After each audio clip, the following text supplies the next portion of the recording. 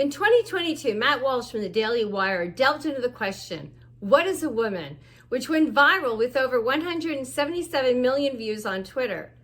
I found his journey to be quite disturbing, as he tries to get answers to questions that generations long before us never knew that they needed to ask. Personally, being a woman myself, which is an adult female with XX chromosomes, I feel the concept of womanhood has been under continuous attack as biological males encroach upon spaces and rights that women have fought tirelessly for decades to secure. The erosion of our identity as women and the mockery made of our experiences from those like people like Dylan Mulvaney have become an injustice that cannot be ignored. Women have persevered through countless struggles to assist their rights and demand equality for centuries, from the right to vote in public elections to reproductive rights. We have marched, we have protested, and we have sacrificed much to establish and forge our path in society today. Yet, in a cruel twist of fate, the very essence of womanhood is now being undermined by those who seek to erase our unique experiences and replace them with a distorted version of reality. One need only look at the absurdity of biological males pretending to menstruate, using tampons, and infiltrating women's sports and private spaces to see the extent of this mockery. The notion that calling mothers birthing persons and breastfeeders somehow promotes inclusivity is not only absurd, but is very deeply insulting to the sacrifices and struggles of women throughout history.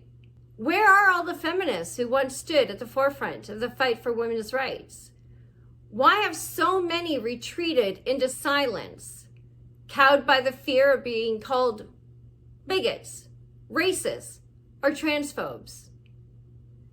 The deafening silence of those who claim to champion women's rights in the face of such blatant erasure speaks volumes about the state of modern feminism. I want to be clear. Biological men cannot have babies. It is women who bear the burden of childbirth and nurture the next generation. Women are the ones who keep society alive and populated, and our experiences as women are very unique and irreplaceable. To suggest otherwise is not only absurd, but it's an affront to our very existence. If we were to take 100 women and 10 men and drop them off on a deserted island, in 100 years you would find a thriving society that's full of men, women, boys, girls. But if one were to take 100 trans women and 10 men and drop them off on a deserted island, in 100 years, you would only find 110 corpses. This I can say with certainty, and it is the unequivocal truth. I think it's high time that feminists reclaim their voices and stand in solidarity against this assault on womanhood. Time to reject the false narratives of inclusivity that seek to erase our identities and our experiences.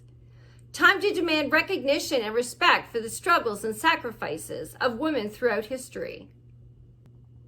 Not only does this concern extend beyond the matters of sexuality, but it also encompasses the ongoing treatment of women and what they endure at the hands of the prevailing gender.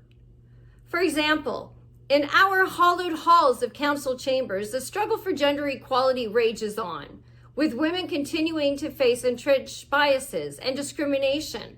Despite making strides in securing seats at the table, the journey towards true representation remains fraught with challenges and obstacles.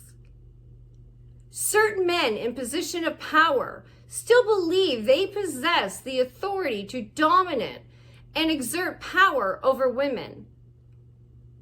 As a strong, independent woman on council myself, I have borne witness to the insidious tactics employed by certain colleagues to undermine my authority, diminish my contributions, and silence my voice. The pervasive atmosphere of the old boys club rears its ugly head time and time again, with certain members using inappropriate and unwelcome conversations of a sexual nature and the use of psychological harassment. We have a mayor who resorts to tactics such as yelling and name-calling, all designed to belittle, discredit, and intimidate not only me, but other women who attend council meetings for refusing to sit down or because they did not obey when being told to stop speaking. Despite the strides made of having 3 women on council, the unfortunate reality is that not all female councilors champion the cause of women's rights.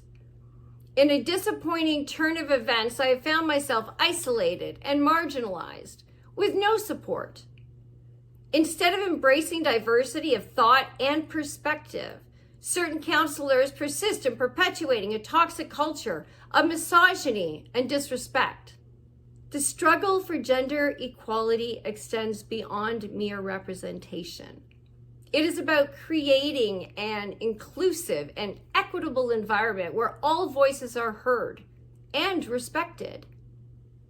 Yet the journey towards this ideal remains fraught with challenges, as evidenced by my request for additional security measures at council meetings due to targeted harassment and intimidation towards women. As I prepare to once again speak truth to power on sensitive topics, I am embracing myself for the inevitable backlash and the vitriol that's going to ensue.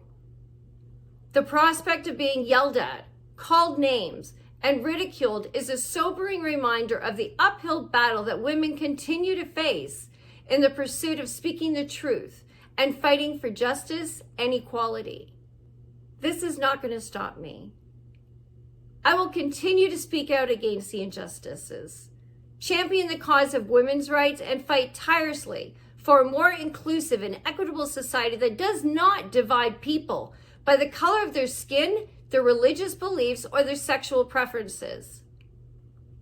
I'm Lisa Robinson, and I want to wish all of you strong women out there today happy International Women's Day. Thank you, and God bless.